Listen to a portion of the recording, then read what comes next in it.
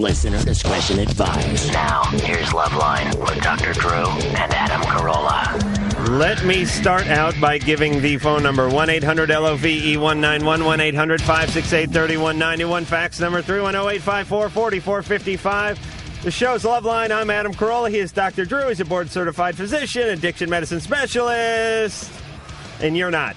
But what? But we have a guest in here tonight, and because we love him so much, he started the show in the Loveline studio. Because we feel so comfortable with him, right? Actually, he came in and sat down, and no one had the heart to tell him to get up and leave. His name is Chris Hardwick. You know the boy. He's the cute one from the hit MTV dating show, Singled Out. Chris, #1 show on MTV, I hear? That's what they tell me. I don't know if that's the truth or not, but that's what I've been hearing. So you got 8.5 viewers. Yeah. Actually 9 if you count the 6-year-olds twice.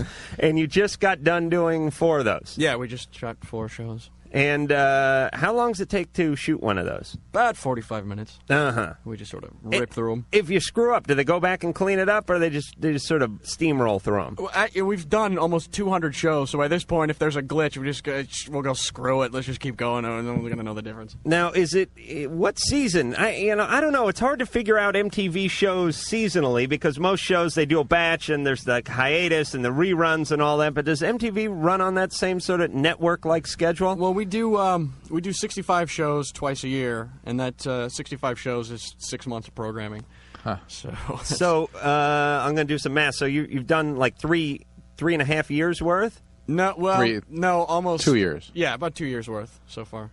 Just happened to my math. Just focus on what you're saying. He said he did 200 shows. Yeah, focus on what you're saying. It's not a physics show. It's every, Loveline. 80 shows or 60 shows every 6 months. Yeah, basically. All right, he said he did 200 of them, though. Almost, yeah. 3 times. 65 every 6 months. Yes. I thought it was every year. I'm sorry. Okay. Everyone put away the abacus. All right, so we're elated to have you here, Chris. No, my old friends. Yes, it's nice to have someone you know, therefore you can abuse over the air. Well, most people don't know that we work together in Los Angeles. Well, we're on the mother station, the flagship station, as it were, K-Rock, the fabulous K-Rock in Los Angeles, and Chris does some work on the morning show. He did some work on the morning show. I did. Yeah, let's speak in the... I have an alter ego that does a little work on the morning show, and we do cross paths now and again, and we were thick as thieves from the word go. What's not to like about this guy? Good Lord. He's cute, he's funny, he's courteous. You've seen him. You know how he is. He's a little shorter than he appears on TV, but he's a lot more cuddlier. Yeah, I get that. I don't know if that's a compliment or not. People go, oh, you're on that... You look bigger on television. I never know what to say to that. Well, you're taller than Jenny, aren't you? Yeah. All right, now you won't dish any dirt on Jenny, will you? No, there's no dirt to dish. She's real smart. She's incredibly Why smart. don't you say who she is for anybody who hasn't seen the show? I think they... if they know who I am, they know who she is. Jenny McCarthy's the ex-playmate, good-looking sidekick who's basically the Vanna White of Singled Out. She sort of corrals the guys and throws it back to you and all that kind of stuff. Yes. And she's very intelligent. Yes, she is. Now, is it one of those things where she's very intelligent for someone who has an ass like that? Or just, I mean, if she was 265 pounds and had a goiter, would you be talking about how intelligent she is? Goiter or not, she's a very intelligent, she really is. All right, so she does have the goiter. Yeah.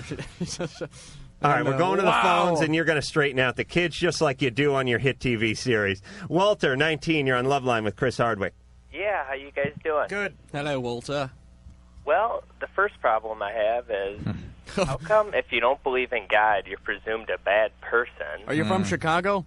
No. Oh, I just heard the God. If you don't believe in God. Why is that perceived as a problem? I don't know. I was raised Catholic, and I'm seeing somebody right now, and they just happen to believe that, if you don't share the same beliefs as them, you're off on your own thing. And doesn't sound like a promising relationship, Walter. Yeah. Here's the beauty of the zealous religious folks. Their first move is to try to get you to climb on board. Share a little of the good news and see if you're into it or not. Come to our church. It's non-denominational. We just want to celebrate the Lord. There's a serious energy in there, man. I'll tell you, it's a feel-good Sunday. You'll never experience anything like it. But if you reject it, then they're coming after you with a stick. Yeah, and I don't know. I just believe I'm not really. I just happen to think. Science. What's wrong with believing that? And when you're in a relationship with somebody who happens to be religious, their beliefs are always like, as far as drugs and drinking and premarital sex, always go against. Like, Is it a sex thing, Walter? Is that what you're trying to? Right. Well, listen. Let me ask. Look, as far as a long-term relationship, it doesn't sound like it's probably gonna. I mean, because in the long run, you're not going to have a lot in common if you're an atheist and she's a religious zealot. On the other hand, if they both remain open-minded, they could grow from one another, change their minds. I haven't met a ton of open-minded religious zealots. Well, it doesn't say she's a religious zealot. She just have a certain set of religious values and beliefs. I made a snap judgment. And Walter, yeah. Do you think you could coax her over to the dark side? No. She won't. I don't view me as on the dark side. Exactly how religious is she? Very. Like, not into premarital sex. And he keeps going back to that topic, doesn't he? That's what it's all about. Listen, watch Cinemax after midnight. Get a roll of tissue. Walter. Yes. Listen, obviously the no sex before marriage is a deal breaker for you, right? Yeah, he tries to pass it off as this philosophical debate. Oh, I'm an atheist. Yeah. She has a problem with being atheist. Let me tell you something about 19-year-olds. All philosophical debates eventually end up at the penis. Yes. That's right. I mean, you don't mind her praying. You don't mind the crucifix around her neck. You don't mind any of the mores that she or beliefs that she happens to behold. Jeez, I'm talking like everyone's like. I'm talking like someone's pulling every third word out and tossing it out in the dumpster, aren't I? Weird energy. Yeah. No. Yeah. Don't start with the weird energy. Absolutely not. But we'll get past it. All right, Walter. Yes. Dump her and find yourself a pagan whore. Okay, one more question.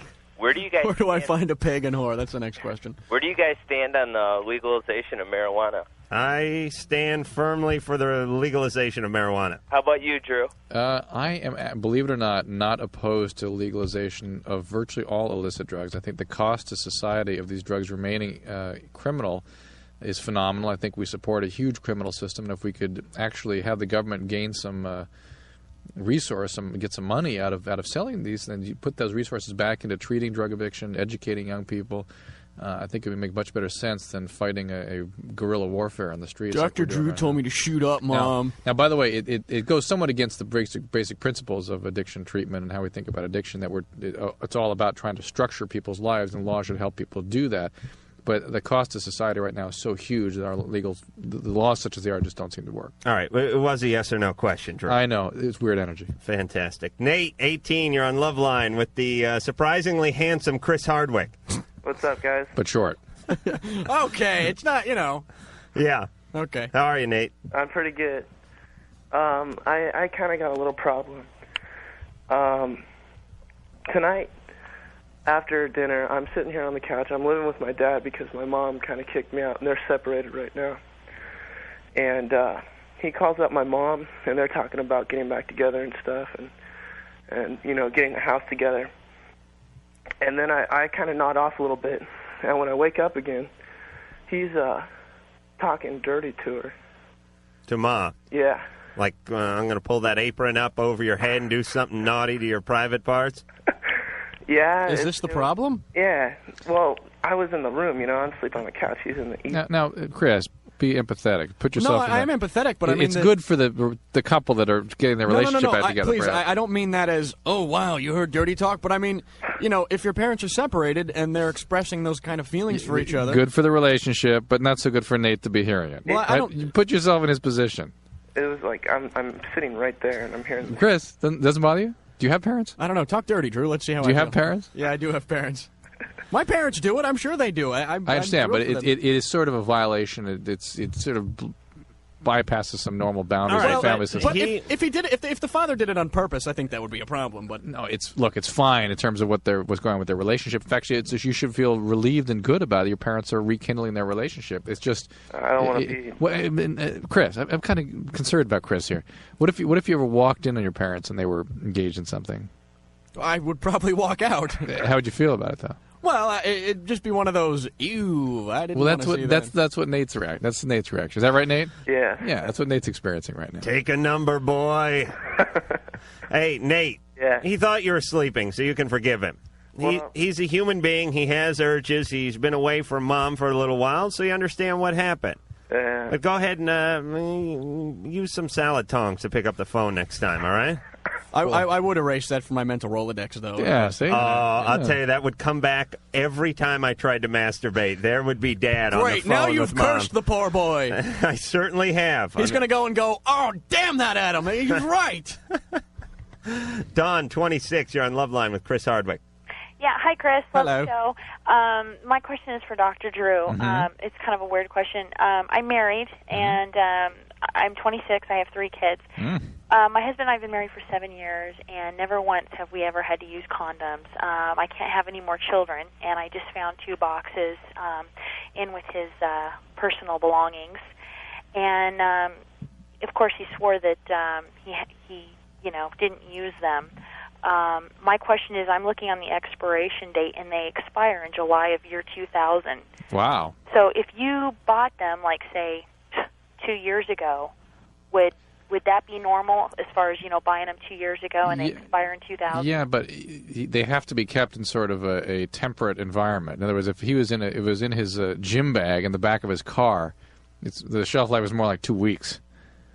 Okay, if it's in a pharmacy, the shelf life is 10 years. It sounds like. All right, but Drew, do you know the answer? I mean, when you buy a condom, how far from the time you buy it at the 7-Eleven is I the expiration understand, date? as long as you don't keep it in an overheated environment or frozen environment where the temperatures are extremes, Well, it's the expiration trunk of date. the car in with police gear. Right. See, so I would not trust those condoms.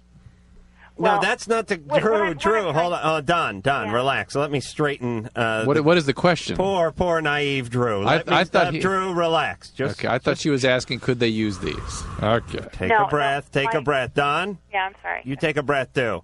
All right. Here's what's going on. What is she asking? Don does not use condoms with her husband. Right. She has no need for these condoms. I see. She found a case of condoms. I see what you're saying. And they don't expire for another, 8 years or 6 years? July of 2000. Okay, another 4 years. Yeah. She wants to know, what is this guy doing with this case of condoms? Right. And he says how- he bought them 2 years ago? Yeah, he didn't deny it. He said that he had bought them, but that he hadn't used them. And Why did he buy them? Huh? Why did he buy them? Well, that's just it. Well, that you stay with that question. They make fun party treats. Don't worry about the expiration date or just why did you buy them? Are there any missing? Well, both boxes were open and they are torn apart from one another. But if you never use condoms, that should be a pretty big warning light right there. That's why she's calling. I hear what you're saying. What I'm trying to figure out is he told me he bought them 2 years ago when we were having some problems. And I'm thinking 2 years ago, and these things expire in July of 2000. You should go to a pharmacy, find that brand, and look at the expiration date. Wow. Oh, man. It's like McGruff. No, and if condom dog. it's 2002, then that's what it was. It was 2 years ago. job, but if it's Mannix. 2000, All right, Don. Yeah. it sounds highly suspicious, I must say. I mean, if you had problems 2 years ago and something happened, why would he have just kept them around for 2 years? And why, when you have problems in a marriage, does a guy run out and buy a case of condoms anyway? I mean, that doesn't sound like I know the good act- faith. we haven't found out what the problem was yet. Maybe is that he was messing around all the time. Maybe that was the problem. Was that the problem? Do we want to find Yes, out? we want to find out. Don? Yeah. What was the problem in the relationship? I was in a car accident, a really bad one, and it put a damper on our marriage. And So he was messing around. I think so. I'm Don, not sure. just stop making excuses for this guy. I'm sorry, and I mean. I know. I'm just. I'm young, I'm- and I have 3 small children. Yes, and my frustration is not directed at you because it's the denial you're manifesting. I don't know, somehow the emotion of denial, the mechanism of denial makes me very Well, frustrated. she is creating the denial, Drew. Yeah, so go I ahead know, and yell at her. I know, and so, but behind that is, I'm sure, a great deal of pain, and I feel very sorry for you. And, Oh, yeah, I mean- and having been through a car accident, be abandoned by your husband, have to take care of 3 kids, it's just unthinkable. But don't make excuses for this. I'm sure you love your husband, but hey, just thank him for at least thinking of using what? Come on, this guy is an asshole. Yes. Can I say that? Yes. Yes. Yeah, you can say that. Don. What? I mean, I married this guy out of high school. I've spent. If I hear one more excuse coming out of your mouth to defend him, we're going to hang up. Don, I already put her on hold. Don, it's time to smell the coffee. Get involved with reality. And confronting him doesn't mean she can't deal with him. She may be able to really reconnect in a genuine relationship with this guy and make him behave and put limits on his behavior. But if you go on like this, denying it, making defensive, excuses for him, it's just going to go on and on. I don't know. He did. She confronted him and he lied. Yeah, so she's every single thing you bring up about him, she's got an excuse for. His excuses she makes for him. All right, so the guy's fooling around on her. Let's move on. Scrainbow. Oh, that's nice. Is this a name, Scrainbow? Hey, what's up? Hey, Scrainbow, you're 20. Wait, I have to see the spelling of that. What is that? You're on Loveline with Chris Bow, Adam Bow, and Doc Bow. Okay, my major problem in my life right now is that I am extremely androgynous. Mm-hmm. I am a gay male, believe it or not, and it's just, I don't know, my cheekbones are kind of high, and I have no Adam's apple whatsoever. I don't know if it's a result as when I was younger, at age 6, I was diagnosed with having leukemia, and so I had a lot of chemotherapy and radiation. I don't know if that... It does change you're probably short stature, too, huh? What? Are you short also? No, I'm not. Lucky. It's kind of amazing. I'm kind of tall, but wow. It's just my whole facial structure. And I have an overdeveloped Adam's apple. It's really nothing to... He has underdeveloped. He has no Adam's apple. I'm saying I have... you don't wish to have that. You see this? Yeah, it's huge. It's ridiculous. I've never had facial hair either, and I'm 20 years old. I mean... Do you have normal sexual drive? I can't reach a sexual climax. So you don't ejaculate? No, I don't. Yeah, and you probably may not have ever produced testosterone. Maybe your testes never really turned on as a result of the chemotherapy, so to speak. Yeah. How old were you when you had the chemo? I was between the ages of 6 and 10. Yeah, I mean, you're very lucky that was available to you. Is this sort of phenomenon disturbing to you? The androgyny? Yeah. Yeah, it is. It's just, I've developed this complex because of it, because it's just like, I don't know, I look at myself in the mirror and just, I don't know, it's just this horrible feeling when people call me ma'am or something, because I know what my true gender is. Did they ever talk about giving you testosterone, or were you followed by doctors for years after the chemo? Yeah, I haven't seen a doctor, though, in 2 years, in over 2 years, because I've sort of been procrastinating about that. Why don't you get back and see if there maybe isn't some hormonal therapy that could be initiated? I don't know, but I would think that might be a possibility that might give you at least some potential for some more male or androgenic types of features. Scrainbow? Yes. Let me ask you this. Are you interested in women? Not sexually at all. Okay, well, My that is what I meant. Ever since I've been 4 years old, it's always been men. All right, so you're into guys. Yeah. All right. But he has no sexuality really about him, and his identity is confusing to him and disturbing to him. All right, but he's into guys. Yeah. All right. Scrainbow? Yes. That's fine. Be into guys. That's not the problem. It's not the problem, though. Well, it's the solution. It's not the problem. I don't care what the problem is. I'm giving the answer. What am I going to do with a straight guy? Tie my penis between my legs? I mean, that's not... What are you doing later? In other words, you can't. He has trouble being a male. Period. Right. I mean, if I go down a gay street, they think I'm a fag hag or something. All right. So you got to get back to the doctor. You got to get some of that testosterone in you. Perhaps that may or may not be something that can be useful at this point in time. I have a question, and this is a completely serious, straightforward question. Have you considered having an operation? Have you considered a sex change? Yes. For about 10 seconds, and then I just think about the damage that could be done by getting something like that. He wants to be a male. You want to be a male homosexual. I mean, he doesn't want to be a female and have relationships with. Exactly. He doesn't want to be a female and have relationships with heterosexual males. He wants to be a male homosexual. Although I am not a doctor, I think that Drew's suggestion of seeking out a doctor who might be able to administer... Might. I'm not sure he'd respond. I mean, at least it's a... It's a try, and at least if not, maybe you can get in some therapy with somebody helping you straighten out some of your feelings about this. I mean, you've been going it alone for a long time, and you deserve a little more than that, okay? Yeah, okay, thanks. All right, good luck. and we'll be back. Phone number for Loveline, 1-800-LOVE-191, 1-800-568-3191. Fax number, 310-854-4455. I'm Adam Carolla. He is Dr. Drew. Tonight's special guest, Chris Hardwick. You know him from MTV's Singled Out. He's the guy who, he runs the whole thing. He basically herds the cattle. I'm a nature show narrator, sort of a David Attenborough type. I just narrate the mating process. And, all right, let's talk about the show for a second. When is it on? Because with MTV, it's every time I turn on, it's Beavis and Butthead. Right. Or Singled Out, but it's all different times, all different days, and all over the place. And give us the schedule. Well, okay. Thank you. It's on Monday through Friday at 7 and 11, and I think like 3:30 in the morning for whatever reason, but... And you get to go all over and do that stuff from like Daytona Beach and all that. Yeah, we did a show in Indiana. Woo! Rock on! And it was, I can't remember the name of the town, but we went to Indiana for this kid who won a contest. And the population of the town was 20,000. And it was just one guy vying for a date with his 19 cousins? No. He'd already had all them. This was all new people from the college, and the house that this guy lived in was like $400 a month. It was like a 3-bedroom house. But the only trick was that the house was sort of up on blocks.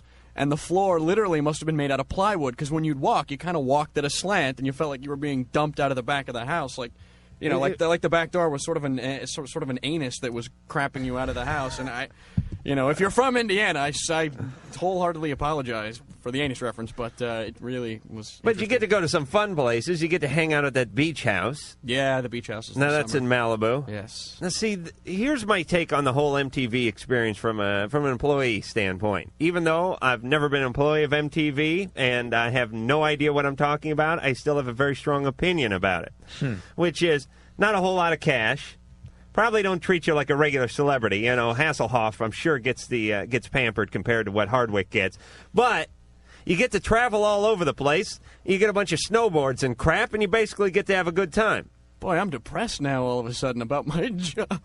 Well, what do you mean? You get to go to all these big award shows, Yeah, right? that's We true. saw you at the MTV Music Awards last year. But I don't know. Unless people just don't pay attention sometimes. I don't know if I look the same as on the show. I mean, I meet people and they go, "What do you do?" And I'm like, "Oh, yeah, I work for MTV. I work on Singled Out." And they go, "Oh, are you interning? Are you getting college credit?"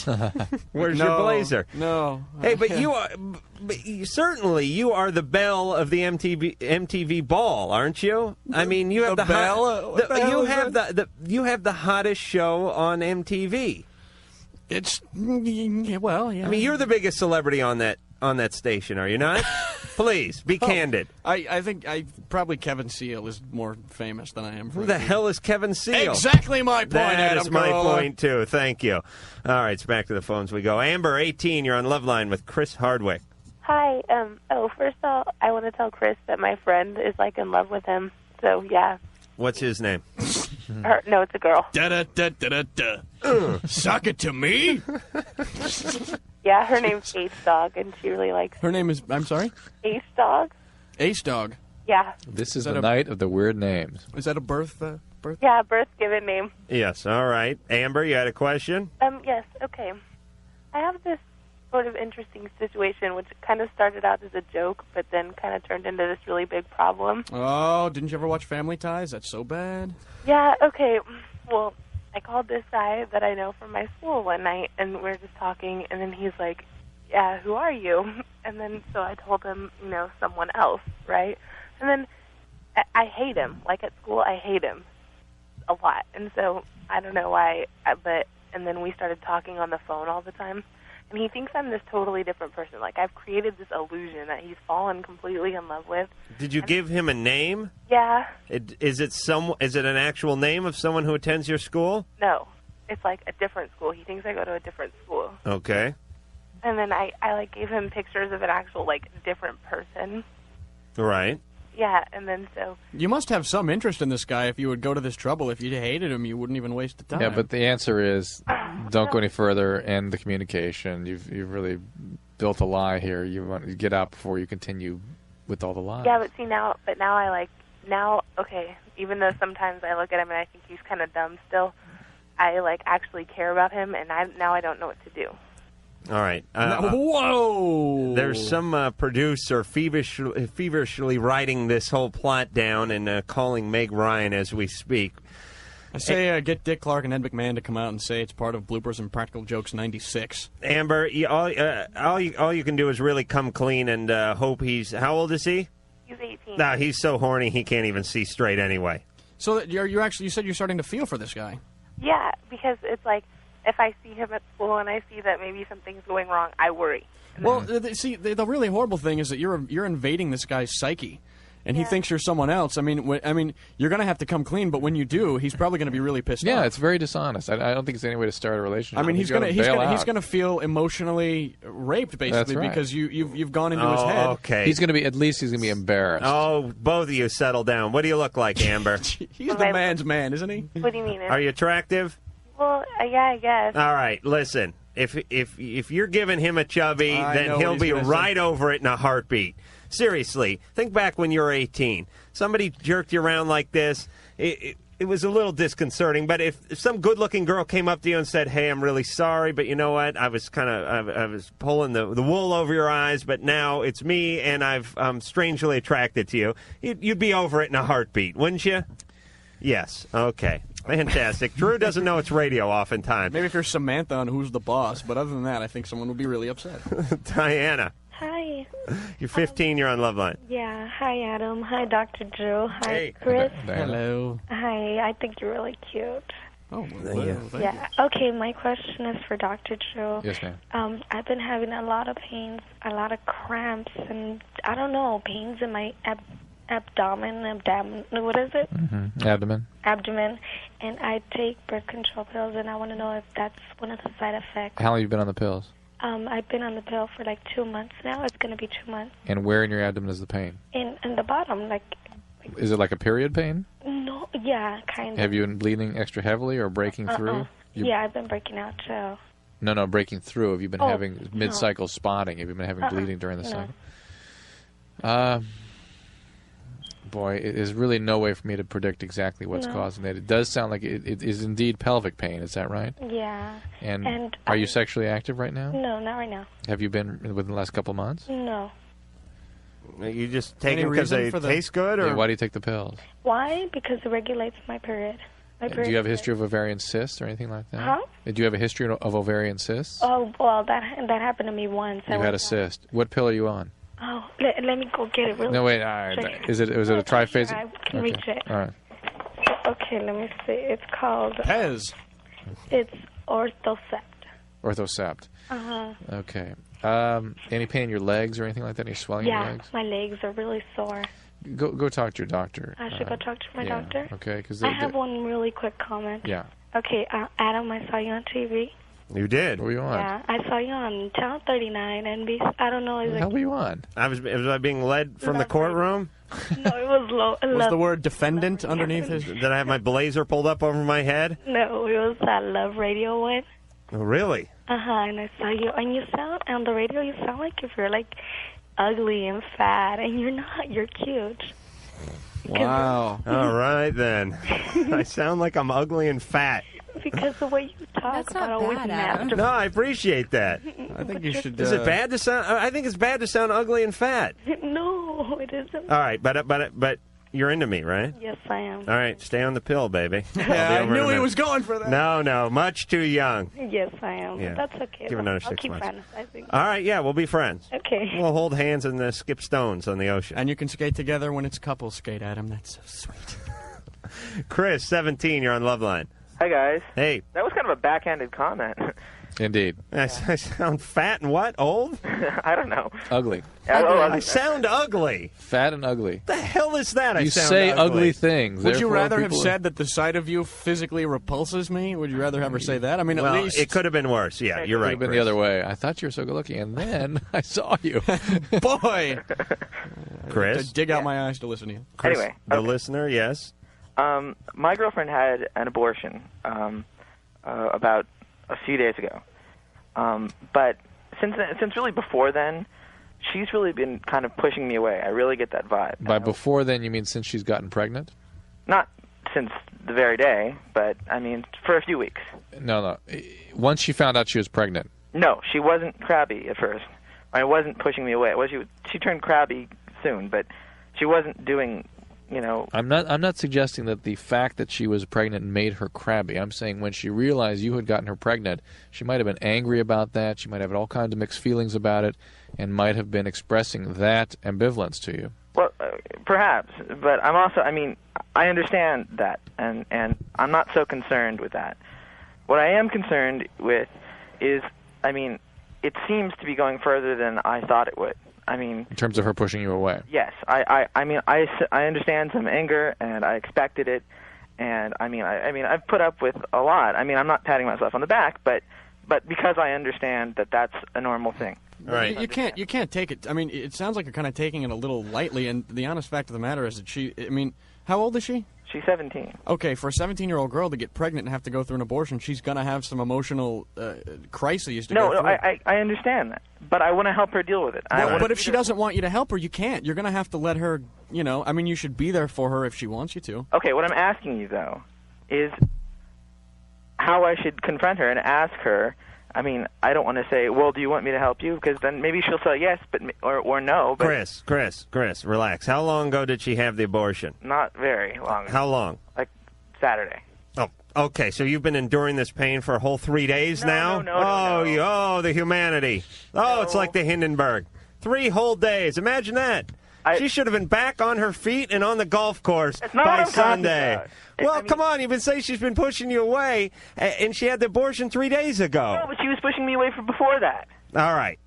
Well, maybe she don't like you. Well, maybe not, but I want to know. I want to find out. All right. I'll tell you how we'll find out, Chris. I'll tell you what's going on. It's a very traumatic thing, and she cannot separate you from your penis, which got her pregnant. And that's the deal. I mean, this is the way... They do go together. They Guilty by association. Yes. This is the way the female psyche works, especially the young, traumatized female psyche. Why don't we find out Let's talk to her. Chris.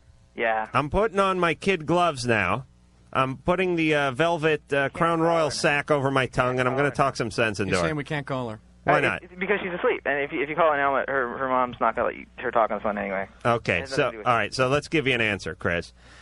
Give her some time, relax. Whatever she wants is what she gets. If she says you need to back off and I can't talk to you for a week, then you sit at home for a week. Okay, fine, but I need her to say that. I need her. But Chris, to let me know. Chris, you really, even if you're in pain, you really have to concede all of whatever you're going through and let her do it. I mean, you really have to forget about your needs right now. Right. She is. Did you hear him? And his voice is all about. I'm going to be so caring for her. But if she just concern herself with me, I'll be fine. He sounds like a used car salesman. He's got to empathically connect with her and get supportive and nurturing of her needs, and forget about his own. As Chris Hardwick is saying, that's the way to do it. If you want to write her a letter and express that you care about her and you'll be there for her if she needs you, but you can't force her to give you an answer. Chris? Yes, sir. Not only are you the host of a tremendously successful dating show, but you're also sensitive and brilliant.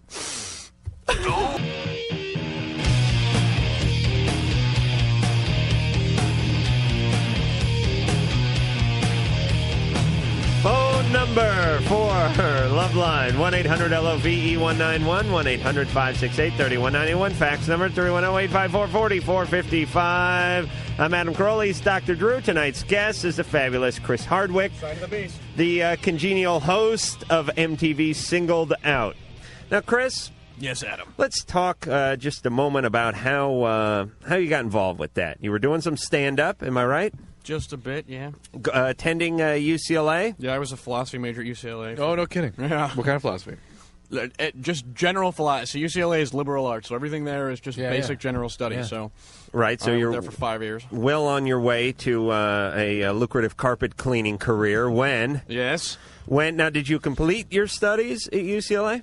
I came about a quarter and a half short. Mm-hmm. Because I went to school for almost 5 years, and then I got offered a job with MTV. You know, each of us are poster children for liberal studies and pursuing what interests you, and who knows what your careers will end up doing. The hardest thing about it is that when people who are getting out of high school... Adam doesn't get what I'm saying. No, I do, but I'm trying to figure out where you fit into this, Drew. I didn't intend to be in radio. I went to liberal arts college. I studied very liberally. I was working the doctor angle. And I didn't go into medicine to go into media, and I had no radio training or anything. It's just something that happened to me. Okay. And it just, the point being, I didn't go to a school where I learned how to be on radio. I studied as liberally and as broadly as I possibly could, and that came with me in whatever I finally decided to pursue. I don't appreciate you pigeonholing me, Drew, because when I was cleaning carpet out of high school, I had a plan.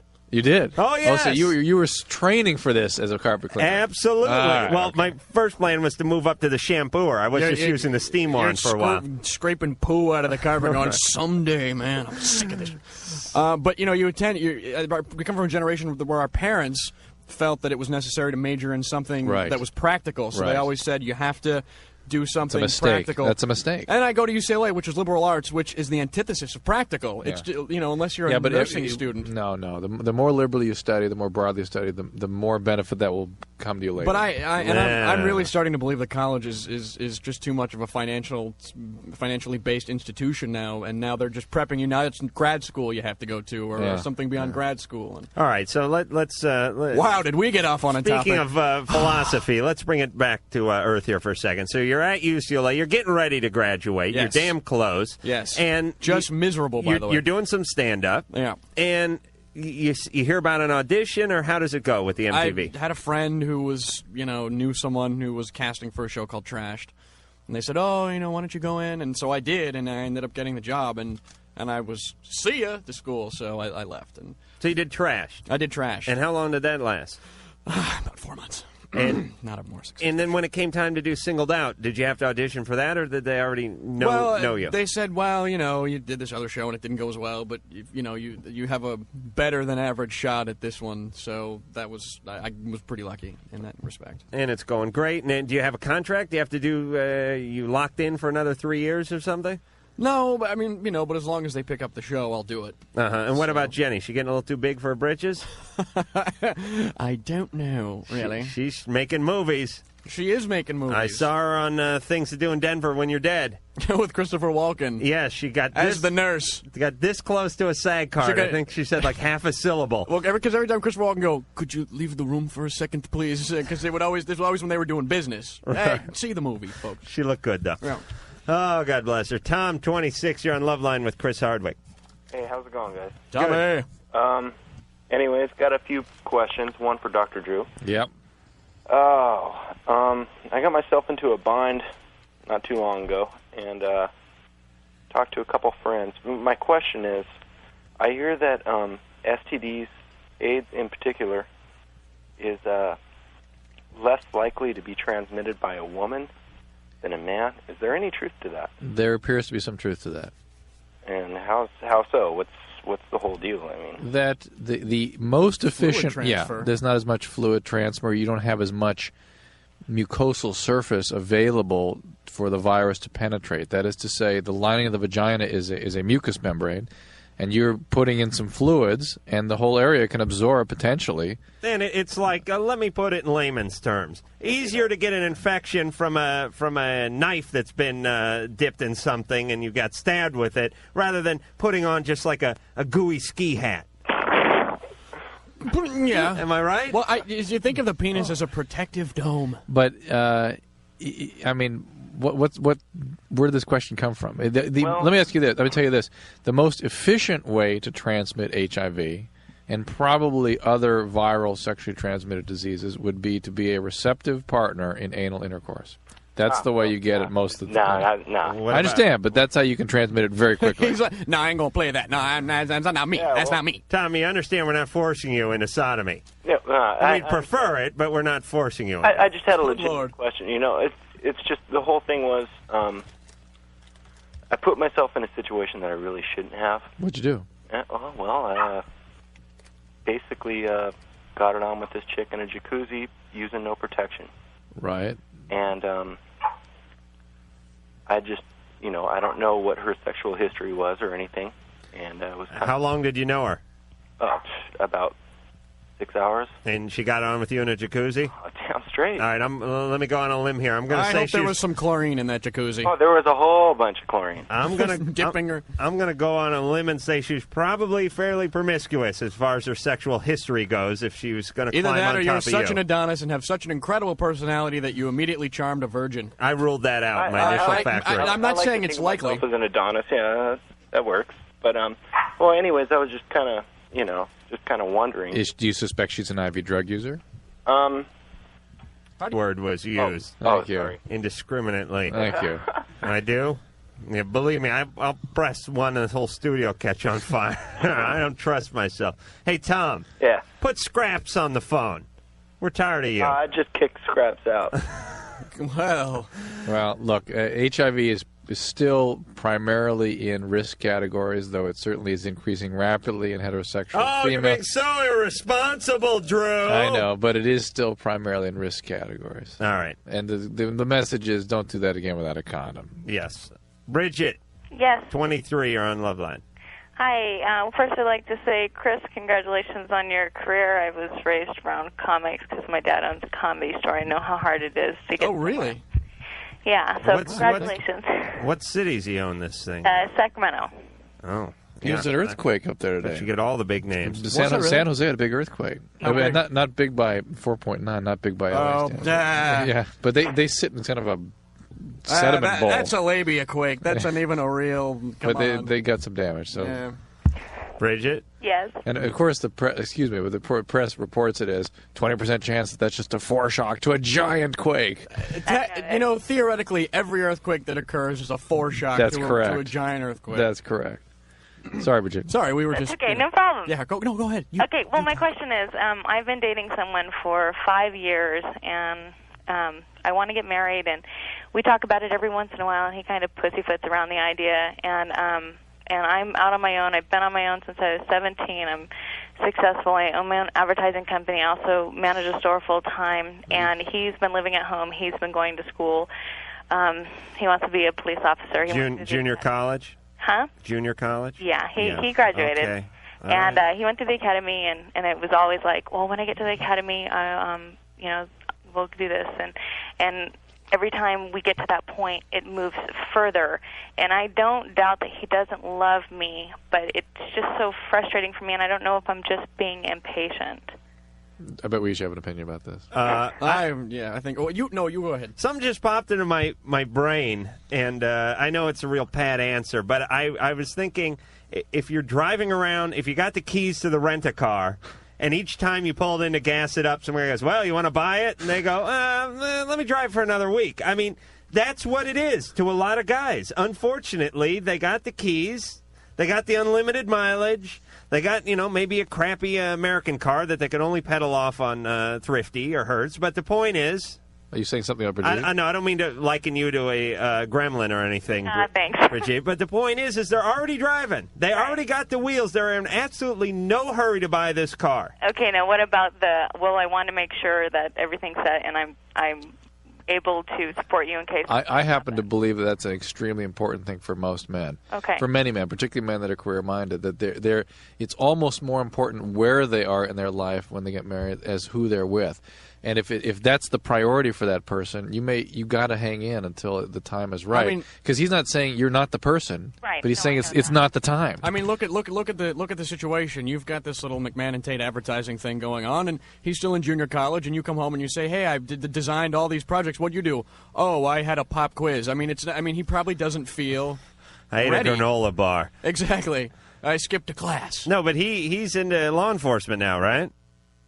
So is it that I'm... Chris, is he involved with law enforcement or isn't he? Apparently he is. All right. Yes. Bridget. Yes. Listen, you're young. Yes. A little too young. Statistically, you'd be better off waiting a few more years. Okay. Don't push. Okay. Give him a little time. I mean, what's the rush to marry if he's not set with his life yet, honestly? Yeah, I guess that's true. All right, relax. You're busy enough, right? Correct. All right. He's giving you some good love? Yes, he is. Believe me, that's going to end as soon as you take the vows. So relax and enjoy the sex. You've got the company. Why try to plan a wedding? Jesus. And we'll be back. We are back with the fabulous star of MTV's Singled Out, none other than Chris Hardwick. Sign of the beast. And Chris was just telling us that Singled Out has not only a video that is due to be released. Why, yes, thank you for asking. But a book. Yep. Now, how many people watching you figure can read? Oh, good Lord. They'll learn in a couple of years once puberty hits. And what is the book? I mean, is it... It's supposed to be the book is a guide to dating, apparently, which I didn't write it, but I haven't seen it. But There's no pop-up section, is there? No. Well, you would think so. You certainly would. But a lot of pictures of Jenny scantily clad. Well, I. Okay, look, you got to sell. You got to move. You got to move product. I'm sure she'll be right on the cover. Chris will be ant-sized, and he'll be under the acknowledgement. No, it'll just say, like in the yearbooks, it'll go, Chris Hardwick not pictured here. He'll be conveniently cropped, as we say. Yeah, that's right. I'll be on page 87 or something. So, do you get a piece of any of this with the book and the video? Who knows? Yeah, you're getting a big fat chunk of it, aren't you? I have no idea. They got to compensate you because I hear they don't pay anybody on MTV. That's all I hear. Boy, he is so controversial, isn't he? Drew, he needs a spanking. Seriously, do they pay you okay? I mean, we don't have to talk numbers. But... yes, I'm very satisfied with my compensation. Okay, we'll get it into we'll play a long round of is it more or less? Am I warm or am I cold? And we'll be back. Higher, lower. In 10. We're back here on MTV's Singled Out, and we have the host from Loveline. No, what? We're here with Chris Hardwick from Loveline, from MTV's Singled Out. All right, I'm falling apart here. You really Dr. Drew. Tell me what's so funny. One of the funniest things. I'll tell you what's funny. And it's one of those things where it's one of those had-to-be-there type of thing. But it's when I realized I was in love with my ex-stripper girlfriend many years ago. She had this great English accent. And I said to her, like, how about we go out or something? And she said, I can't. And I said, you can't? And she said, don't call me that. Oh. She should have spanked your bottom. That's what she should have done. I liked it. I said, cheeky bastard. I thought, now that's a sense of humor. Anne looks good in a thong back. Amy, Cindy, 23? Yep, that's us. All right. What do you want? Anytime you... Well, I need to talk to the doctor. Yeah, what's up? Well, I am having a dilemma. Actually, Cindy and I are having a dilemma right now. We're driving on the 5 freeway going towards Camp Pendleton. Mm-hmm. And we're about to go and cheat on our husbands. Why? With some Marines. Well, Marines you don't even know yet. Well, no. I know we know them, but the fact is that we're doing this and we don't know why. But we don't care that we're doing it. Well, that's a hell of a platform. How long have you guys been married? Well, actually, okay, it's just me. I'm speaking for both of us because I don't want to feel so bad about all this, but it's me. You're going to go do it. I'm going to do this. How long have you been married? A year. You're Amy. Yeah. Just keep driving, Thelma. You just keep driving. You've been married 1 year, right? Yeah, I've been married a year. Well, it has been a whole year. Yeah, I mean, come on. But you shouldn't. I feel like I shouldn't be doing this, but then I think about it and I feel, well, what the hell, Well, something is obviously terribly wrong in your relationship. Now, when you took the vows, do you think maybe, love, honor, blah, blah, blah, till death do us part, blah, blah, blah. You think maybe that might override the, oh, what the hell, I'm going to go screw a Marine motif? Well, see, the thing of it is that she was blowing the priest during the time, so Exactly. she didn't hear all of it. No, I did. He's not here. He's in Colorado, and so... Your husband's in Colorado. Yeah, I'm here visiting. Well, that's funny. They get the show there. Okay. What's that's he true, doing? They do. They really do get the show there. What's he doing in Colorado? Well, he's still in school in college, and he's back there doing his football stuff, whatever the hell he does. Oh. But I'm here good. visiting, and the thing of it is when I come back to California and I'm with my friend here, Cindy, this is what happens. Stuff like this happens all the time. Chris, sorry, Amy. Yeah. Boy, I'm all over the place I'm today. not having sex with a Marine. Back Amy, let me ask you. Yeah? Do you just kick open the door of the barracks like Lou Gossett Jr. and bang on a metal trash can with a wooden soup spoon and yell, come and get it? You're nothing! No. Take a number, boys? No. How do you do it? I've never been to Camp Pendleton, but we just decided how we're going to go. Air Force Andrew. So you don't know the Marine yet. We do know them. We just met them this weekend. Oh, good. This is probably, I would say, in the bin of bad ideas. What have your relationships been like in the past? Very serious, and that's the thing. I've been in serious relationships since I was like 16, and I'm 23 now. All right, here's the big question. Yeah? Why did you get married? Because I like the ring. No, why'd you get married? Come on. No, for real. Because I love the guy. I really do. But it's only when I come to California and I'm with Cindy that I do this kind of stuff. If you really... That is 80s film mentality is what that's hard bodies mentality. If you really love the guy, and if it's important to you to be married, and it's a relationship you're committed to, don't come to California. But I have to. For what reason? My parents live here. Oh. So when I come and visit and I hang out with single Cindy. All right. Your parents are a bad influence on you. My parents are not. Cindy's a damn bad influence. Cindy's a bad influence on me. All right, everybody settle down here. Amy. Yes. You're thick as a sterno log. Let me talk to Cindy. There's no talking to you. Why? Because you're beyond. We can no longer reach you. Incarceration is the only answer for you. Hey, you. Pinocchio, hand the reins to Geppetto. We got to talk. All right, hold on. You said that. Got it. That worked. I can't believe it. That worked. Hello? Cindy. Yeah. Now, are you single? Yes, I am. Okay, so you have no moral obligation to any other man. No, I don't. All right, but do you realize you're aiding and abetting an adulteress? I'm not trying to aid and abet her. Oh, boy. But you know what you're doing. No, it's never happened before, honestly. All right, but you're driving her over there to get loose with a bunch of Marines while her husband is probably busting his ass in Colorado. Oh, we're on the way home from a Dodgers game. We thought I'd go to San Diego. All right. Well, there's no talking any sense of these two. Listen, here's the deal. Wear a condom. Right. What are you telling her? I'll tell them to wear a condom. Put Hester Prynne back on the phone. What? Forget it. Okay. Forget it. Look, Thank you. Thank you. You think that was a fake call? No. I don't know. I feel terrible for that guy in Colorado. Yeah, but let me just say this. When you marry stupid people, this is what you get. You always get what you deserve. They just wrecked the car when you said that. Right? Out of I can't believe it.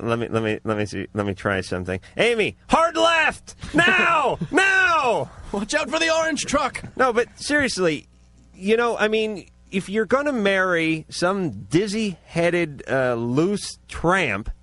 Who basically is going to go take in a Dodger game, get loaded, and go hump some Marines when you're out of town, then you get exactly what you deserve. How does he know? I mean, I'm sure when he met her, she didn't say, "Hi, my name is Amy, and my hobbies interests are screwing Marines and being a dizzy-headed." That's why you're supposed to have a courtship for longer than a week. People have an amazing ability to attract. You know what it is? It's Marion Young. It's the romantic ideal that but also people, some people need to be abused. Some All people right. need to be in those. Well, I think I gave her enough abuse. But speaking of relationships, aren't you going out with the one MTV compadre? Are you allowed to talk about that? Yeah, absolutely. That's Jacinda? Yeah, from she's on the Real World London program. Mm-hmm. Now, is that the latest Real World? Yeah, but there's another one coming out in June. So she's the big black one, right? No, that was she was the Australian. Oh, what a coincidence! You went for the model. Oh, you knew that, bastard. Yeah, we live together now. So. Oh, huge mistake. What? Tremendous mistake. I beg to differ. The beginning of the end. Oh man. Let me explain my philosophy about living together. All right, sullen one. You can never argue with this one. Relationship has a certain number of days it's good for. Any relationship you've ever had, go look back on it. You could put a number on it. This is the carpet. We're not talking about turpentine. We're talking about a relationship. There's an expiration date. Here's what I'm saying. You look back on a relationship. Pick a relationship you had in high school, whatever. This one was good for 17 days. This one made it 211 days. This one made it 727 days. But there's always a number. You move in together, you use up all the days in a row. You see, you could see each other once a week and you could stretch it out 8 years, or you could move in together and be over in 3 weeks. Do you see what I'm saying? Good Lord. Do you understand the math? I see your mindset. I understand what you're admonishing me for, but the fact of the matter is, it's working and we like being together, so what's wrong with that? Oh, drop the facade. Oh, would you just stop that? You're at each other's throats, aren't we you? are absolutely not at each other's throats. All right, so you guys are getting need a along. good fisting to loosen you up. All right. That's what you God. need. I mean, come on. Come on, let's get back to the This call. is the kind of This is where the weird energy is coming from. Too much in the studio Now we're gonna tonight. get fisting calls. Let's get to the call. All right, Drew, hold on over there. How long have you been living together? About 3 months. Okay, what's she doing? Is she modeling?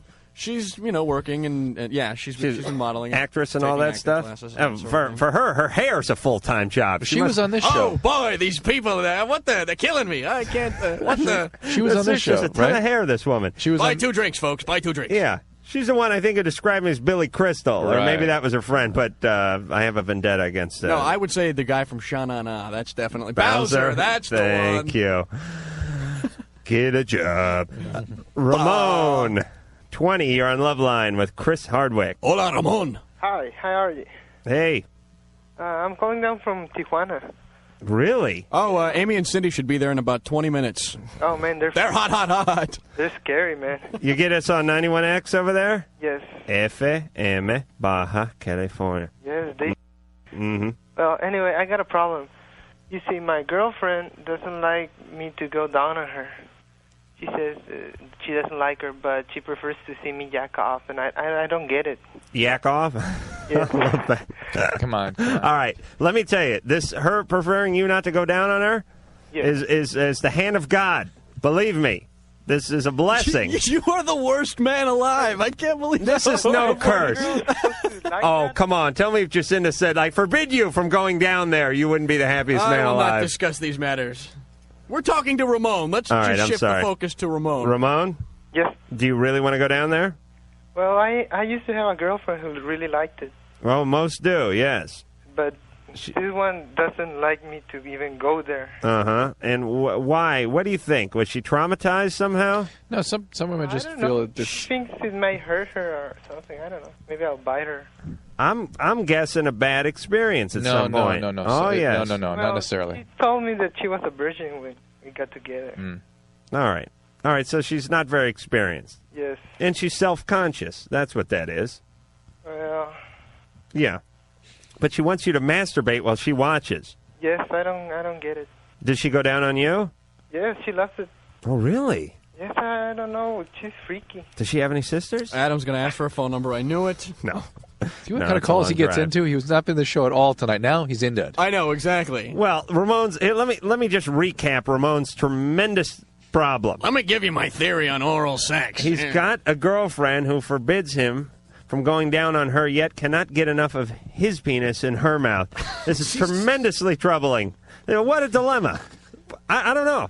I'm putting this guy on suicide watch. Ramon, don't try anything stupid. Why? Okay. Ramon, where do you live? Where in Tijuana? Otay Mesa. Hey, listen, Ramon. Yes. I'm going to need you to do a couple things for me. Oh. I need you to get me some bootleg pharmaceuticals, and then I want you I to... work in a pharmacy. Oh, fantastic. Beautiful. I want that dong hardening catalyst. And number 2, I want you to go right by the border there, and I want you to get me one of those big plaster ETs with the German Prussian Nazi helmet on it. And I'm going to paint it myself. Don't paint it. All right? One of those big plaster Paris jobs? Yes, I know. All right. Yes, that's what If you want, we have great strip clubs down here. Hey, you been to the Unicorn? Oh, man, there's a gay bar now. Oh, really? Probably was back then, too, but Adam didn't think anyone would know that. I was wondering why that... No sound effects. Just happened the last time I was here. Ramon. Yes. The Unicorn, the one that's downstairs on Revolution? Yes. A gay bar? Yes. Oh, for the love of Christ. There's a lot of gay bars Hey, down here. Ramon, you know, I went there like 15 years ago. You know what goes on stage at those places? Oh, there's a new place where you can do the same thing. Really? Yes. Let me just say Open this. your mouth and, Taste Old Mexico, right there, underneath Revolution. La Tapatía. All right, Ramon, we got to talk to people with actual problems. Okay. All right? Okay. Fantastic. I think he just called to sort of brag. We get that all the time. My girlfriend can't get enough of going down on me. Right. No, we'll file that under, I think my penis is too big. We'll put that in with those calls. I think it's not actually that it's so long, it just weighs too much. I have difficulty walking. My equilibrium is thrown off. The vein is like this high up, and I can't make it stop. All right. Lewis, 21, you're on Loveline with the fabulous Chris Hardwick. Good evening, gentlemen. Hey. And good evening to you, sir. Thank you. I guess my question is basically for Dr. Drew. Boy, you get all the questions. Yeah, go ahead. Well, my roommate smokes marijuana. Right. And he does it in his bedroom, He's pretty cool about it. But every once in a while, if I'm in either my bedroom or the living room or wherever, I'll smell it through the vents. Mm-hmm. And what I'm wondering is, when I'm smelling it through the vents, is that causing any adverse effects on me? He's probably really high, blowing it directly into the vent, so it'll get into the rest of the... Don't you love when guys... Watch this, man. Yeah. When guys get really jacked up, they get a... Where's that damn dog? Come here. I'm going to get my hamster stoned. And then basically the hamster does the same thing it's always did, was basically lie there on some wood shavings. You can't stop eating the pellets. But they go, look at him. He knows he's stoned. No, but then the hamster goes, oh, my God, they're looking at me through the glass. Lewis? Yes. You're wondering if that can hurt you in any way? Well, I mean, because I have to do drug testing at work, and is this doing anything to me? I really doubt it. If you were in a completely enclosed space and it was filled with smoke, it's possible. Well, but I really don't think it'd be absorbed enough to intoxicate you or to be shown on the urine screen. Lewis, where do you work? I work for a fire department. You a fire guy? Yeah, I'm a firefighter. Wow. Hey, chicks dig the firefighters. Am I right, Lewis? That is correct. They go nuts for the firemen. I don't know why, but it is true. I don't know what it is, because as far as working for the city, this is the route. Cops get a lot of crap. Yeah. God knows, postal employers are basically, they're going to kill themselves if they masturbate anymore because they get nothing. What about sanitation? Sanitation, so they don't date a lot. I don't think they date DMV, a lot. nothing, but the fire department. Oh, yeah, you just wear the shirt and they flock to you. Is that why? I got to get one of those shirts, by the way. And do you have on the backs to say why do firemen have bigger hoses or something like that? Or do you have some like firehouse nickname like Sparky or something like that? Or you? No, actually, I'm called New York. Ah, see, there you go. There you go. Why is that? Chris's nickname is Fag Boy. What? All right, well, thanks a lot. All right, Lois, you're fine. Thanks. And keep risking your life for the safety of others. How'd you like to be in a firehouse and be known as Fag Boy? I'll tell you, be the toughest guy in the firehouse. You really would. I'm not going down the pole after Fag Boy. Oh, let's just Brian, 16, you're on Loveline with the easygoing and good-natured Chris Hardwick. Hey, what's up, guys? Adjectives aplenty. Hello? Hey. Just want to say hi to you guys first and stuff like that. Hi. But, my problem, I don't know if any of you guys can answer it. Like, I have a girlfriend right now. We've been going out for a while, like maybe 6 months or so. And, I'm kind of wondering if she's, like, bisexual or lesbian or what. Because, I mean, I've been noticing, like, weird things happening to her, like... Strange breath? No, I don't know, but it's like she kind of, like, around her friends and stuff, she acts a little bit more friendly than she should. You know what I mean? That could be just by your definition, though. Girls are, I think, by a guy's definition, are more flirty than guys are with each other. Yeah, but, I mean... What have you seen? Well, she's going to kill me if she hears this, but... Well, there's one time, like, I accidentally, like, walked in, like...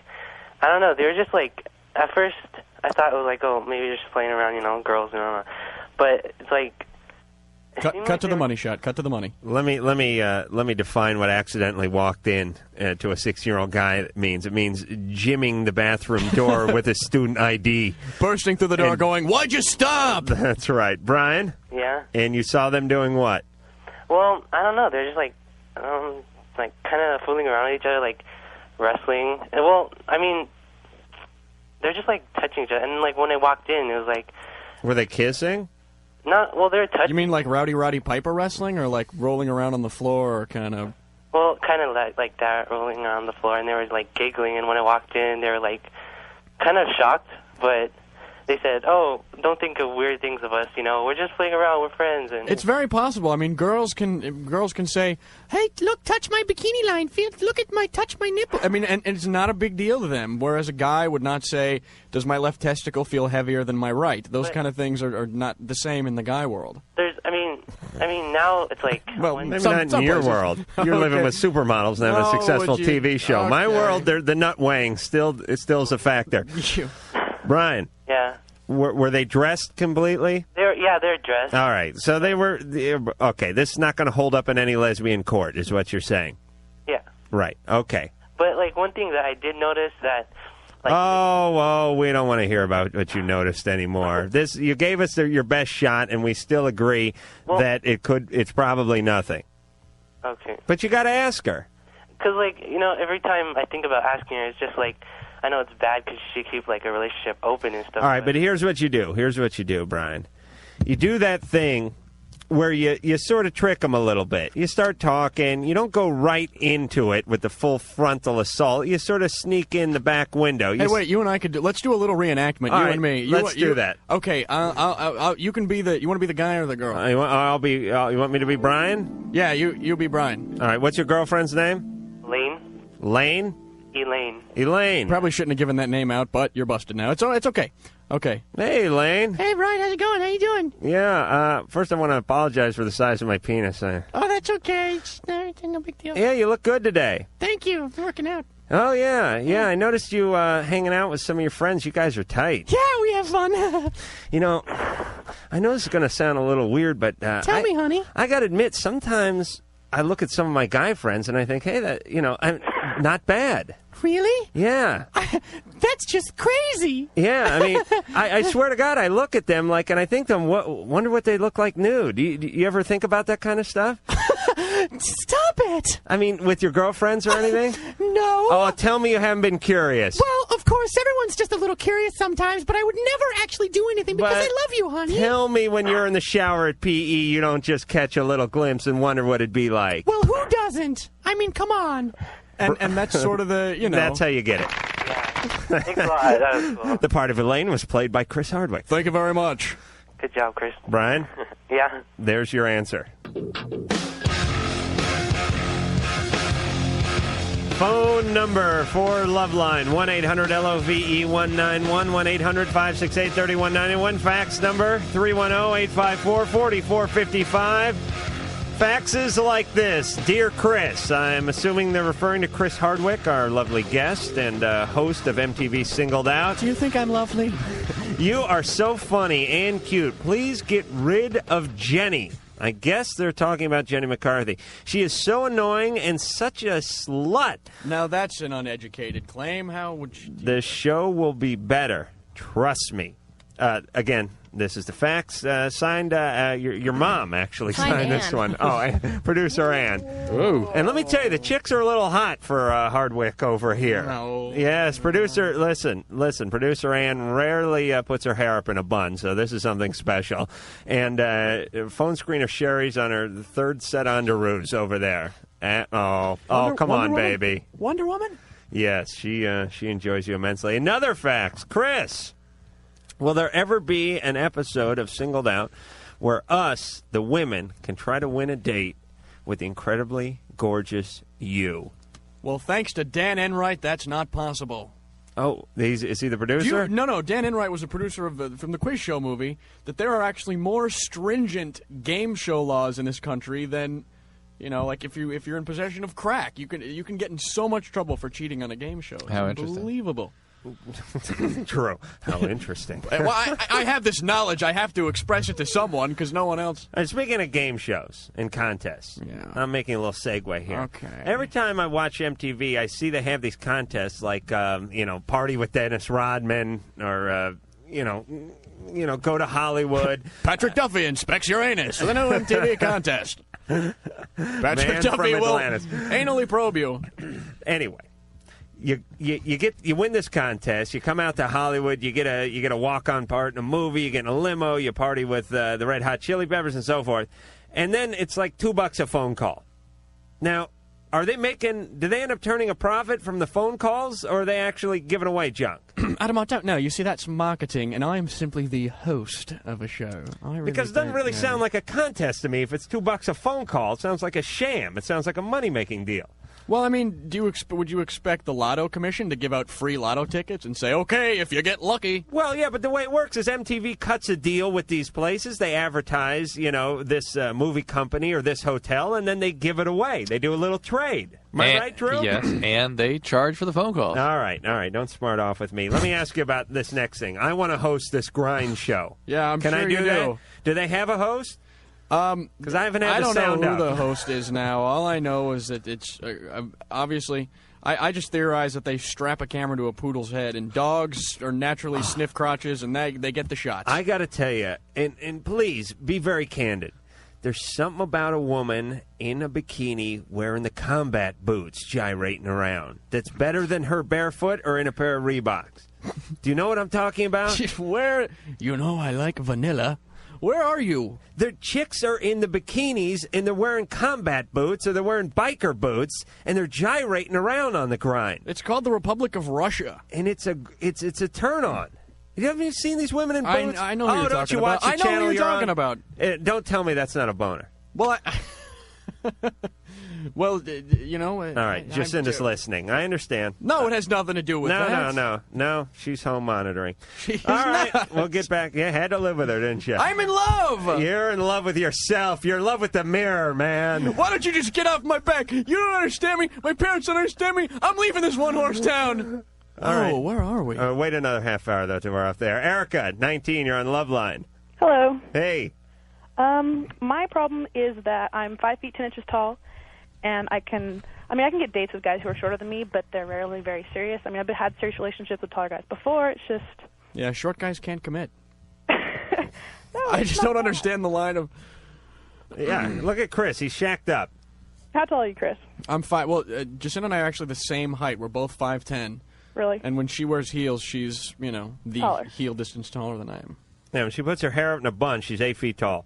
So do you, feel uncomfortable with this or what? No. Why, that's just a society thing, Why would you feel uncomfortable? I don't. I have a guy friend of mine who's, really attracted to me or whatever. He's told some of my friends, but he won't go out with me because I'm 5 inches taller. Napoleon complex. You're 5 inches taller than he is? Yeah. Wait a minute, how tall is he? 5'5". Oh, okay, all right. I got my math all whacked out again. Oh, not back to math. I really should have stayed in high school. I mean, the guy's taller when you're lying down in bed anyway, so it doesn't really matter, but just a lot of guys... Good Lord. Here's the deal, Erica. Guys like tall girls. That's it. Let me tell you why it is wonderful to date a girl who is as tall or taller than you. Because if you're a guy and you date a shorter girl, you bend down to hug them, and when you date a girl who is exactly your height or taller, and you hug, it's nothing but girl. It is just all girl. Well, let me say this. I like a woman I can toss around like a sack of coffee. And why am I not surprised? I like a woman that's smaller than me. Because I want to feel like the man when I'm in bed. Also, Erica, let me say this. And let me say this to you, too, Chris. Absolutely. Please, listen. This is very important. The size of your penis is very relative, and it depends what you're putting it up against. And if you got some Neanderthal girl in there, if you have some tremendous, Russian shot putter in there, your penis is going to be dwarfed by her size. On the other hand, if you have a petite little flower, your penis is going to look gargantuan. Am I right, Chris? What? Do you know what I'm saying? I think you almost made Homo sapien sapien, but just a hair. Are short. What? Neanderthals are short. Neanderthal, well, that's because they're crouched over. All right, I meant... Amazon. Amazon, yes, thank you. I get that a lot. All right, Erica? All right. Be proud of your tallness. height. Yes. Thanks. Fantastic. And fix the ceiling fan. All right, I'm spinning out of control tonight. Chris, 29, you're on Loveline. Hi, how you doing? Good. Great. Well, I have a particular problem maybe you can help me with. Chris is going to help you. Okay. Well, hey, anybody out there, it's thrown out on the floor. Let's see what happens. I have been married 2 times, and I cannot find, I'm divorced, I cannot find a decent guy out there. I attract every scuzzbo and dweeboid out there. Odd, you're the only person who thinks that. How in the world can I attract decent men? Well, first of all, I think it's the fact that you're saying, I only attract scumbags. It's the truth. The last date I went on, this guy was just, it was a blind date. I didn't know what he looked like. A friend of mine set me up. He said, she says, oh, he's so good looking. He's so great. He came up in a dirty T-shirt. His hair did not look like it had been washed in a week. You went out with Dave Perner from Solis? Gross.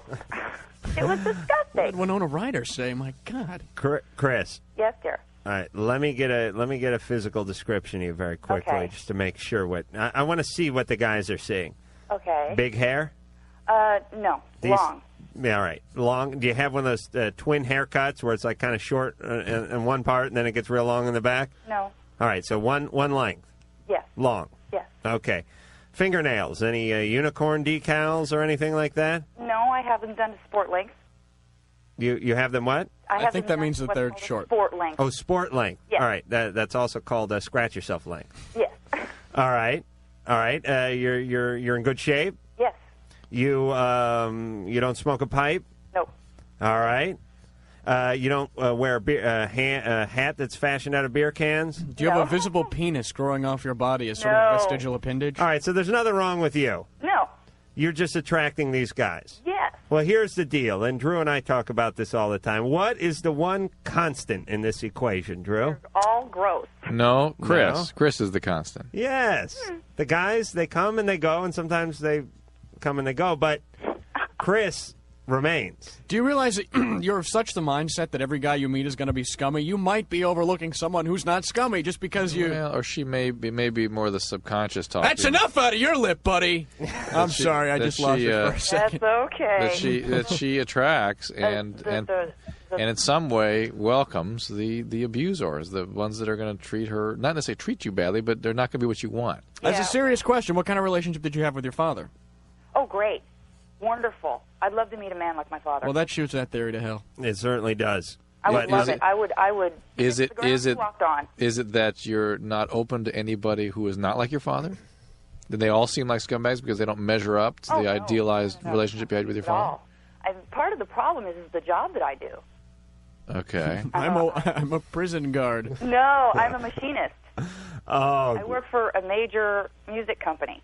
Uh-huh. So you're sitting there over a hot bucket of cutting oil working a lathe all day, huh? Yes, there you go. Yeah, and you're chewing a little red man? No, that's disgusting. But when a guy walks into the machine shop, do you grab for your crotch and yell out his name? Very funny, no. All right. Chris. Yes? Date outside the shop, would you? Well, of course. I never dated. And listen, you got to understand that most guys are scumbags. So 7 out of 10 guys you go out with are, but I will bet you that Chris is glossing right over the guys.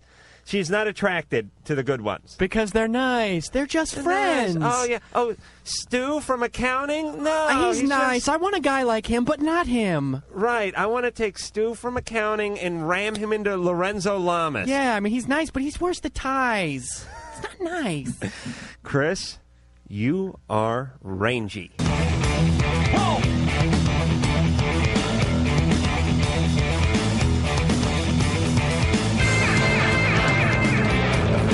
Phone number 1-800-LOVE-191. Fax number 310-854-4455. I'm Adam Carolla. He's Dr. Drew. He's a board-certified physician, addiction medicine specialist. The name of the show is Loveline. We're here with Chris Hardwick. He's from MTV Singled Out. Rock on. I never know what to say after that. I just kind of... I know. It's I could do a kind of a sports guy there. Now, let me warn you a little something about this MTV. Right. Oh, here they we don't go. pay that. I'm saying, let me tell you, you're living real high on the hog now. You're a real big shot around town now with your little following. Yeah, just you. And your hit TV show with the girls and the autographs, and you're living with the model. But here's what I'm saying to you. Sock some money away, man. Because, seriously, now, hey, don't laugh it off, man. I'm not laughing it off. This MTV. It's so scary that I must laugh. You familiar with that Mexican singing group, Menudo? Oh, what a tragedy. Here's what happens. As soon as the kids turn 16, they're right out the door. That's You right. understand? They're cut off. And they're like 20 going, remember when I thought Menudo was cool? Exactly. Yeah, I know. So, I'm saying, MTV, not much different than Menudo. But it's not like I've been doing Tiger Beat kind of, Oh, are you in any of those Tiger Beat or Team Beat things? No, Why not? No. Oh, you got to get a new agent. Why? Why aren't you in any of those? Win a dream date with Chris Hardwick? This week, Jonathan Taylor Thomas, Jonathan Brandis, and find out what Chris Hardwick likes on his pizza. We follow him around as he goes shopping on Melrose. Chris Hardwick wears 2 different socks. You'll be sitting there and he'll have like a little thought bubble. Exactly. With a big black penis and in he'll it. say, like, I wasn't going there, but thanks for the quick left. That would throw the teenagers for a loop, wouldn't it? What does this mean? What's the symbolism here? All right, Chris, all I'm saying is save the money because once you get to a certain age, that MTV toss you right out. Like a bad habit. That's Crap right. you out like a used piece of corn. That's what you're trying to say. Jenny, 23, you're on Loveline. Hi, I love you guys. You guys are so funny. If I were stress incontinent, I would have lost a gallon by now. But anyway, my question is about... Pre-med? Pardon me? If she was what? Urinary incontinent. Okay. Yeah. If I were stress incontinent, I would have lost a gallon by now. Okay. Like peeing in my pants. Yes, I got it. Okay.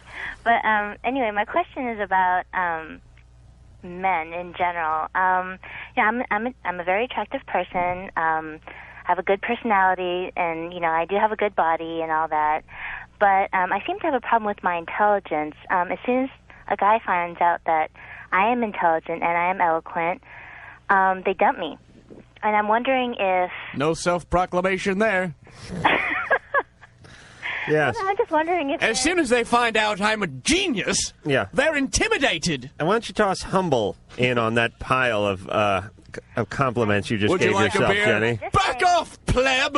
I'm saying that... You'll not speak to me! Why they would dump me. I don't think. Why? Listen, first off, Uh-huh.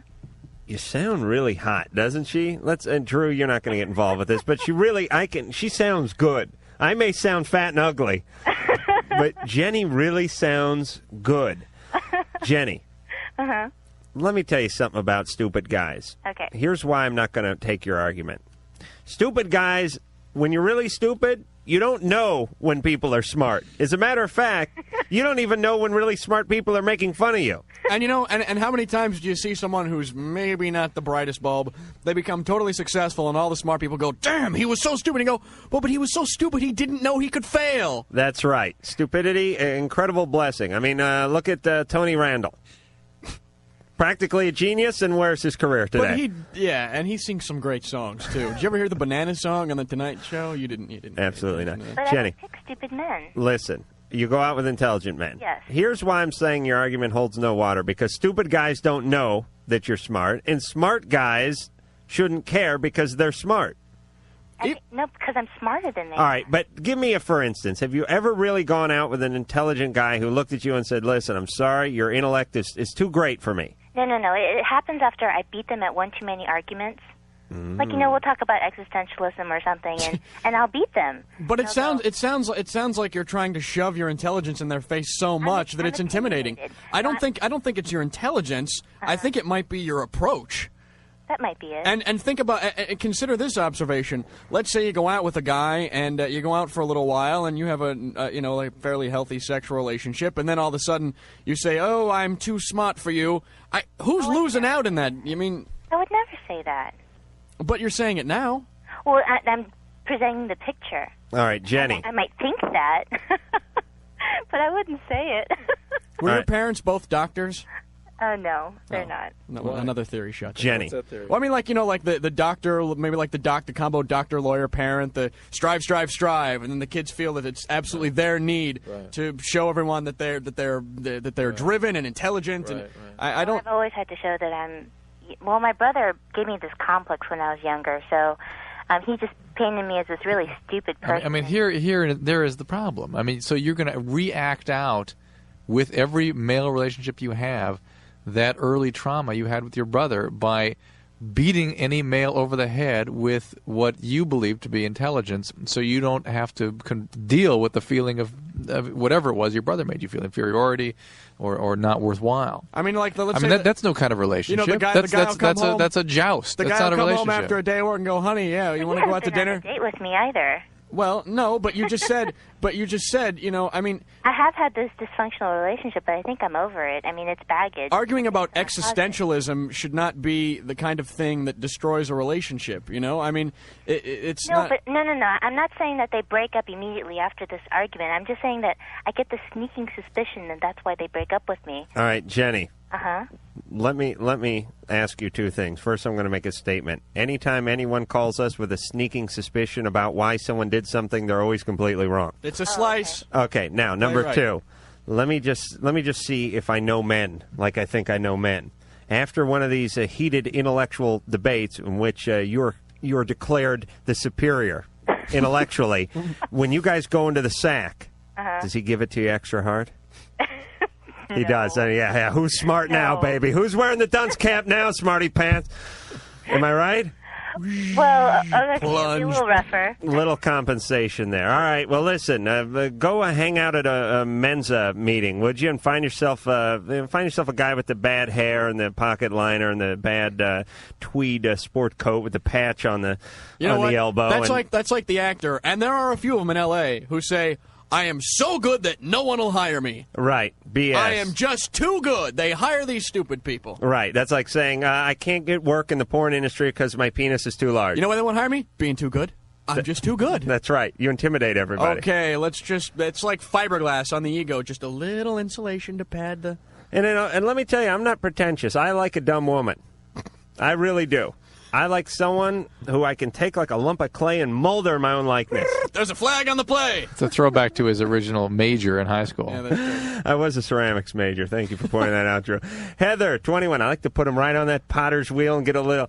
Yeah, look, a penis. I made a penis. I know you did No, that. I made a bong. But okay. But it was shaped like a penis. That's of course. Heather, 21. You're on Loveline with the refreshingly Come on, coherent adjective. Chris Hardwick.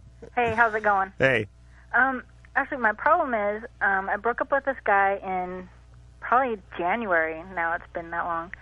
And he's following me to work and watching me.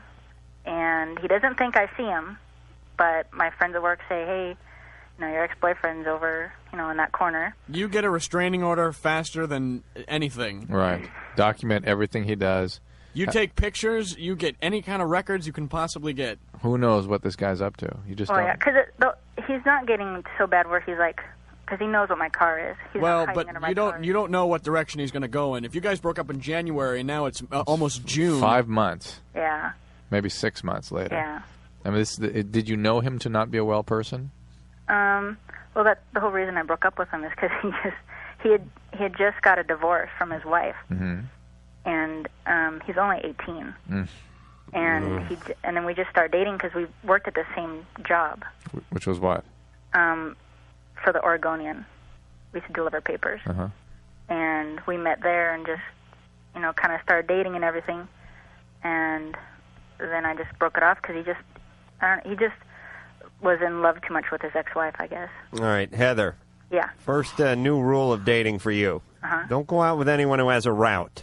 I don't care what kind of route it is. Milk route, paper route, doesn't matter. No routes. Never date a guy with a route. Second of all, avoid dating those divorced under the age of 20. Yes. It's probably a bad thing. Yeah. Yes. All right, Especially under the age of 18. Heather, 18 or under. He doesn't seem dangerous, though, does he? No. How does she know? How does she know? Oh, well, what are you talking about? I asked her. She dated the guy. She slept with the guy. She hung with the guy. Oh, and that she obviously knows. means she knows everything about him. That's not true. First off, don't jump on the Drew bandwagon because that wagon's going nowhere. Tell you that right now, Hardwick.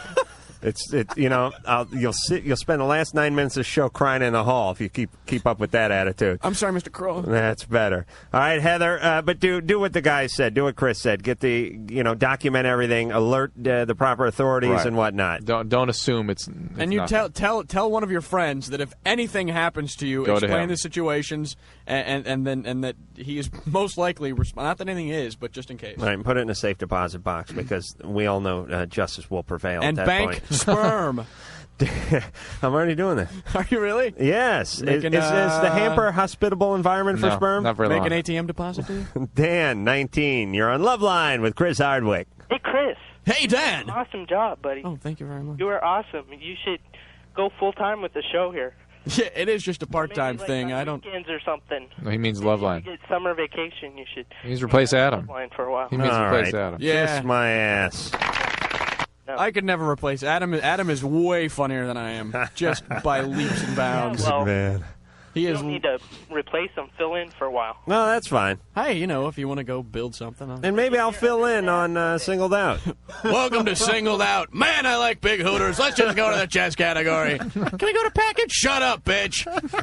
That would be Adam. Dan? No, at all. Dan? Yes. You have any other dumb ideas? No, I'm full up today. That's it. Thanks, Dan. Thank you, Dan. Thanks, Thank Dan. you for sharing, and thank you for giving me this time to talk to you. All right. Who's this? Carol Burnett? For Christ's sake. We're going to a break.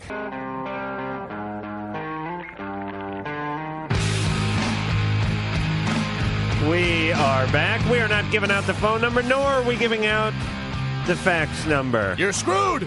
But we are still here with the knowledgeable incomparable Dr. Drew and the incomparable Chris Hardwick. You know him as Chris Hardwick.